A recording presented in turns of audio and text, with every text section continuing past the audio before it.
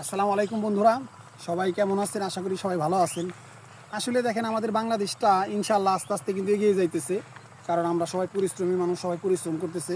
আর একটা দেশ তখনই এগিয়ে যাবে যখন এই দেশের সবাই পরিশ্রমী হবে বন্ধুরা।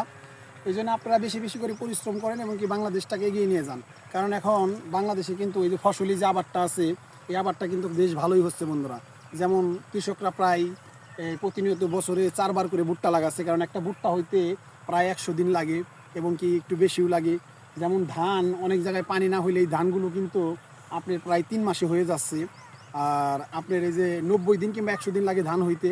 এরকম কিন্তু অনেক ফসলের আবাদি হচ্ছে বন্ধুরা বাংলাদেশে। আর এক সময় কিন্তু এই দেশে এরকম দুরবস্থা ছিল যে আবাদ করার মতো এরকম ফসলি জমি ছিল না, ওরকম পর্যাপ্ত পরিমাণ জমি থাকলেও ফসল ছিল না আবাদ করার মতো। এরকম অনেকটা কিন্তু আমরা পিছিয়েছিলাম। এখন দিন যাইতেছে, আমাদের এই বাংলাদেশটা কিন্তু এগিয়ে যাইতেছে। আর আপনারা জানেন যে আমাদের বাংলাদেশ কিন্তু কৃষি প্রধান দেশ। আর এই কৃষকরা হাসি মুখে এখন ফসলগুলো ফলাচ্ছে এবং সুন্দর ফসল হচ্ছে বন্ধুরা। এবং কি কিছু বৈরী আবহাওয়ায় হয়তো বা ফসলগুলো নষ্ট হচ্ছে, কিন্তু তারপরে একটা নষ্ট হলে বন্ধুরা আর একটা কিন্তু ভালো হইতেছে বন্ধুরা। যেমন আজকে আসছে একটা মাঠের ভিতরে, এই যে দেখেন কি সুন্দর ধানগুলো হয়েছে, ওইদিকে দেখেন ভুট্টা আছে বন্ধুরা। এরকম কিন্তু কৃষকরা এখন উৎফুল্ল হয়ে কিন্তু এই আবাদগুলো করতেছে। কারণ একটা ফসল যদিও একটু ভালোভাবে ঘরে না তুলতে পারছে, আর একটা কিন্তু বন্ধুরা ভালো হচ্ছে।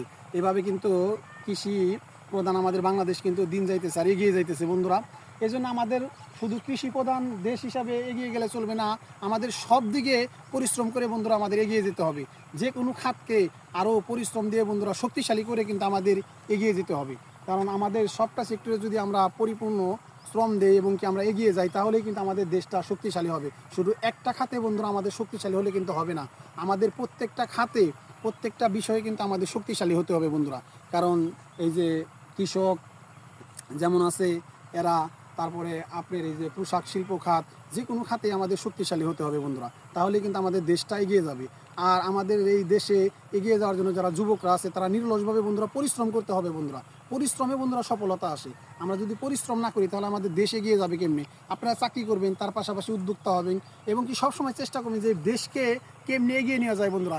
একটা দেশ, একটা জাতি যদি চেষ্টা করে বন্ধুরা, এই দেশটা কিন্তু এগিয়ে নেওয়া সম্ভব বন্ধুরা। কারণ আপনি আমি চেষ্টা করলে এই দেশটা এগিয়ে নিয়ে যাওয়া সম্ভব। আর আমরা যদি অলসতা জ্ঞাপন করি বন্ধুরা, আমরা যদি কর্মে ঠিক মতো না যাই, কোনো জিনিস যদি ঠিক মতো না করি বন্ধুরা, তাহলে কিন্তু এই দেশটা কিন্তু পিছিয়ে যাবে। এই জন্য আমরা সব সময় চেষ্টা করব যে যে পজিশনে আছি, যে যে সেক্টরে আছি, ওই সেক্টরেই কেমন এই দেশটা এগিয়ে নিয়ে যাবে বন্ধুরা।